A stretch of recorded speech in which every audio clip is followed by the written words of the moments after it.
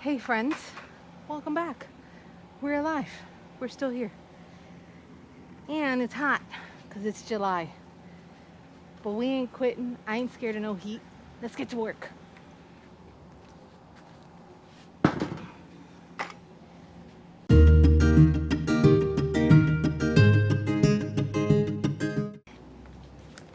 Oh, friends, we've been through it over the past couple of months. Haven't been posting things lately. It's just been too much. We've been dealing with sick relatives, hospitalizations, not for us, for our relatives. Um, just running back and forth all the time. Feels like we haven't stopped running for a while. And I know people go through that. I'm not looking for pity. I'm just, letting you know what we're doing. Why we've been gone. Why you haven't seen us in a couple of months out here working. But yeah, mother-in-law, grandma, everybody's been in the hospital. So working outside, we've been working, but very minimally. Like we were putting ourselves, our home, our homesteading, everything on the back burner to kind of take care of everybody else. And now we're trying to catch up with the work in 100+ degree weather because, that makes sense, right? But that's fine. I'll take it whenever I can get it. So right now, I'm refilling this bed. I don't know if you guys remember, but this was our third and final garden bed, and it was a wreck. It was destroyed. It had rotted out. We made it too flimsy for what we needed. So in the same concept of doing what we can when we can, doing what we can when we can. That's what I meant to say. Doing what we can when we can. Between my husband and my son, the Georges, they had cut this wood to size, kind of left it on the side, and then the next day we built it, and then the next day I burnt it, and then the next day we cut the metal and put it in place on the bottom. Kind of how we've done the other ones. I'll tag those videos on how we've built these so you guys can see. But this is as basic construction as you can get. It is 2x6, and then the posts are 4x4. And this is about cutting it to the height that you feel comfortable working at. Now, why do we not just put it directly onto the ground? Because we live in the middle of the city and our property is almost completely concrete. So instead of coming through and breaking up all of this concrete and spending thousands of dollars in concrete removal and all that, we're learning to work with it, right? We're in the middle of the city, between permitting, a company to come break the concrete, and then removal, and then rebuilding the soil and everything. Honestly, it's cheaper, faster, and easier to build these boxes, and we build them to the height that's easy for me, because see, I'm not struggling to work at it. This is like counter height, waist height for me. I'm 5 feet tall, so just to give you an idea, we have it at like 36 inches. So it's it works great for us, for the situation that we're in. We're in Miami, so we got to make it work. Now, I don't want anything too low to the ground because the ground heats up so much because it's concrete from the sun hitting it all day, that I don't want that heat radiating. So we built them a little bit higher than you normally would see a garden box, just so that we'd get good airflow, keeps the soil a little cooler, and it's easy for me to work in. Now, on the bottom, we have some of the 2x6s cut, creating a support. So on either half, that's divided in half, it's 8 feet long by 2 feet wide. There's 3 supports on either side holding it in place, and then a sheet of roof metal, like roofing metal that you would put on the roof of your house or on a shed or something like that, on the bottom, lining it completely. We drilled drainage holes into them, and then I put this landscaping cloth down to hold the dirt in place, and then fill it with soil. Why do I burn it? Burning preserves your wood. It makes it last a long time. And it's not like burning it till it's char and it's, charcoal. You're just burning the outside. It caramelizes the sugars that are naturally in the wood and creates a nice protective layer on the outside of it. So this is a super simple, quick build, but it took us almost a week to build it because we were like, get home, cut the wood, get home, do this, get home, do that, one step at a time. But we never quit. We kept going. We will persevere. So now I'm just filling it up, and I'll show you why we need to get this done. Oh yes, if you have been keeping up in my shorts, my friends, please hold. Let me show you. These are my murasaki potato slips. Yes. And there's more on the potato. I put the potato back into the water and I created even more slips from it. So I'm determined to grow my potatoes. So I've got this box that I had. Let's pan around here, guys. Let's show you. So this box, nothing was growing in it but weeds. We put down black beans in it, let it create kind of like a cover crop, and then I trimmed off all of the greenery, and all you're left with is like these little stumps. Now I'm gonna pull these weeds and we're gonna plant sweet potatoes in there too. This is a redemption because my sweet potatoes this year did nothing. It was too hot and too dry, and we couldn't do, they just died. They died instantly. So I got nothing in sweet potatoes this year. So I tried to purchase online some murasaki sweet potatoes. Everybody was out of stock. So I went to the store and I bought a potato, slipped it out myself. And here we are, making it happen. So guys, we're gonna fill this box and we're gonna get it ready for murasaki sweet potatoes. It's so hot.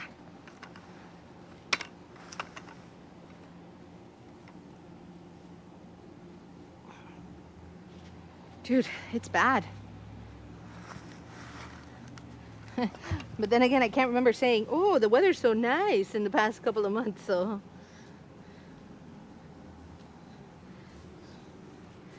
It's just stifling.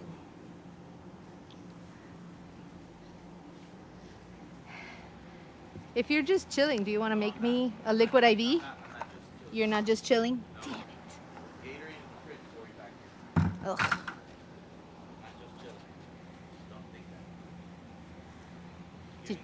Are you gonna want an element? No. Oh. I just drank coconut Oh, water. coconut water is even better.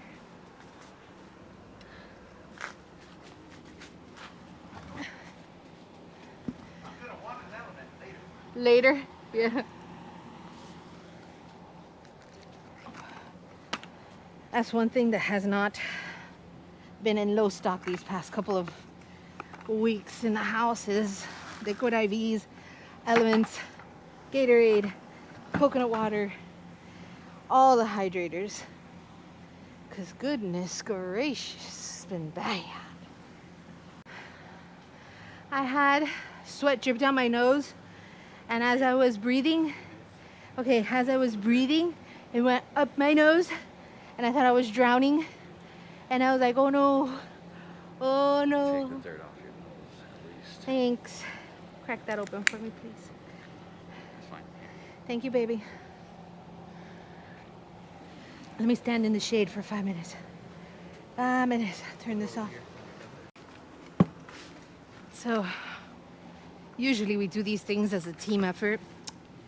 But today, maximizing a day off, right? My husband is helping my son work on his car.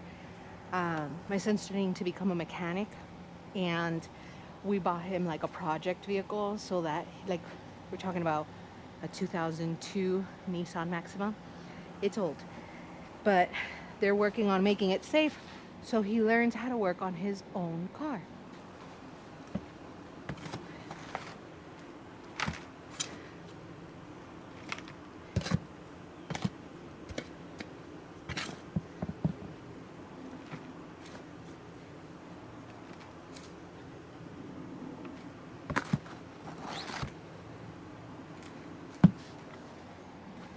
Figured it was a good lesson because mechanics is not the easiest job out there, you know. And he's 15. He's getting his driver's license in a bit. He's already got his learner's permit, yeah. And It's a good way to get him familiar with his vehicle and practicing something that he thinks he wants to do in the future, like career wise. So we might as well invest in that interest now, because if he tells me, hey mom, I hate working on this car, then obviously mechanics is not the way to go, and he can make his adjustments early.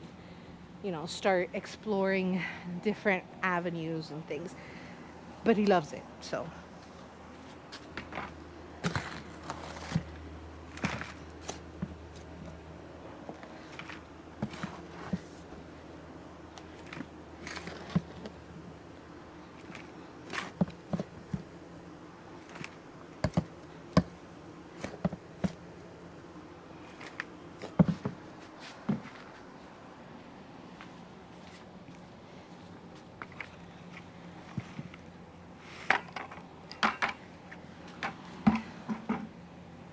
And we're like naturally blue collar people, so obviously, right? I'm not afraid to do things myself.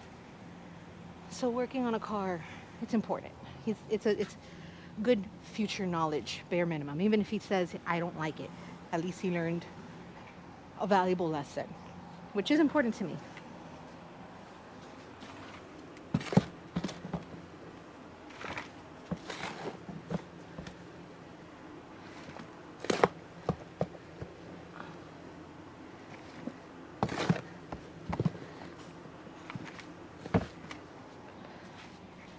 I've always been known to say I'm raising a man, not a boy.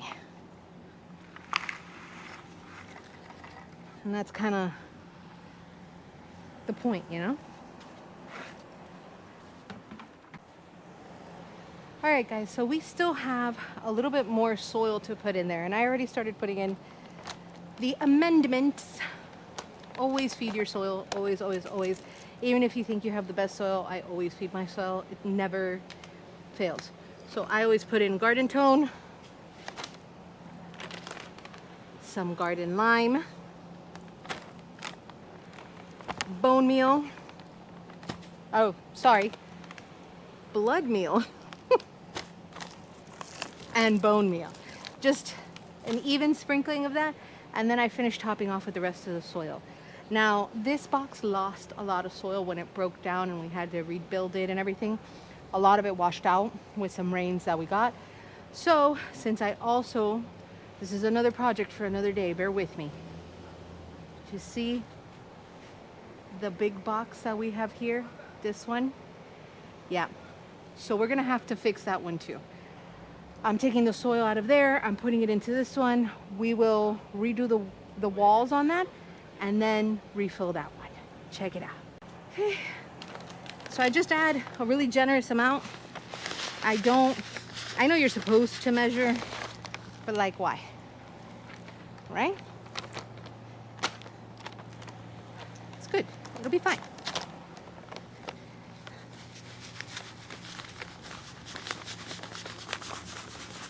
Spread it. Good amount. Don't be shy. This is what's going to feed your food. Think about it like that.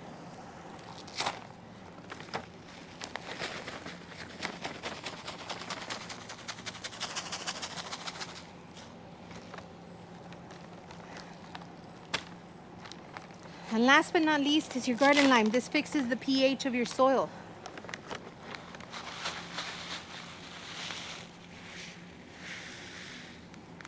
And depending on the things you're growing, depends on the amount of pH that you need. Some things like blueberries like things very acidic. Other things don't.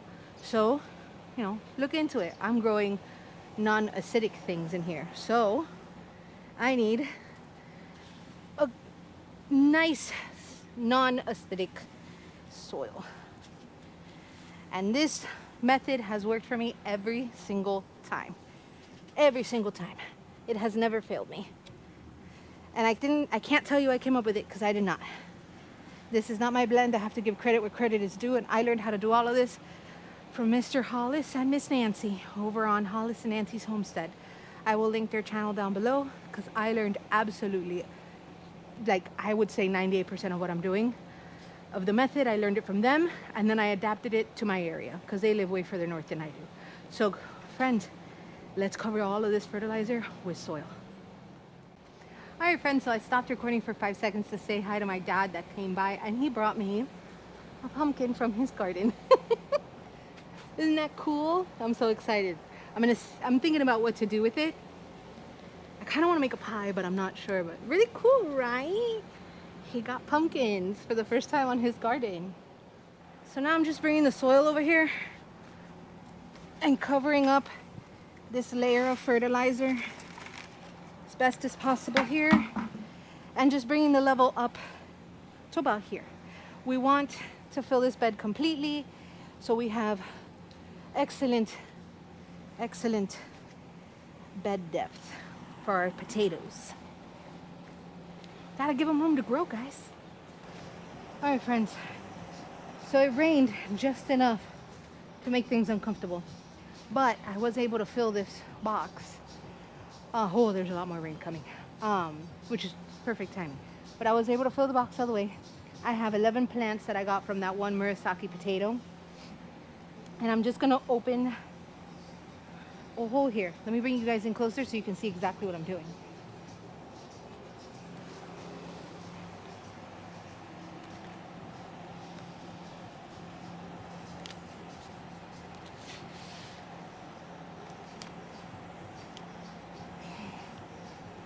Right there. Okay, so now that you're right here, I'm gonna bring my hand into the soil and just kind of pop it open here a little bit, right? I wanna go in as deep as my hand. We're working fast because it's starting to sprinkle again. The rain is coming. Now I'll keep working in the rain, but the camera won't. That's how that works.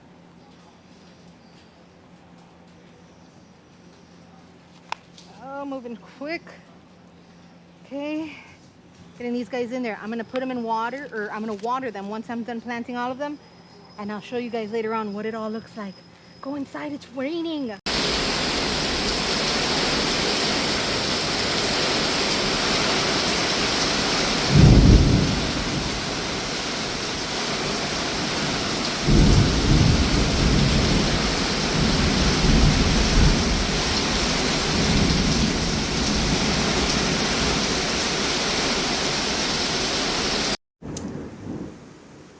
So friends, I'm reporting from inside the laundry room. It is pouring rain. The skies opened up. It is a huge thunder and lightning storm, so we had to come in. But I was able to get all of the sweet potatoes planted, and the ones that were on the potato that I started again, I was able to separate them and put them into little pots so that they can harden off, and they're getting rainwater now, which is great. So at least we were able to get that done today. So happy about it. Something is better than nothing, right? Like, we're moving forward in the garden, and at least I will have a sweet potato harvest this year. Fingers crossed, if everything turns out well. They're getting a heck of a raining. I mean, it's a lot. Let me turn you guys around so you can see out the window. Hopefully it's raining a lot, and lightning.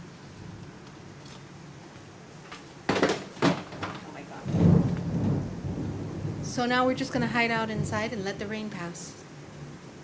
And be grateful for the storm, because it's rainwater. And you're always grateful for rainwater.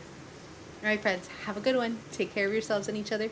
And I'll catch you on the next one, and I'll give you an update. And hopefully, I might try my hand at making some pumpkin pie from fresh pumpkin. We'll see. I'm open to suggestions. But take care of yourselves. Bye, guys.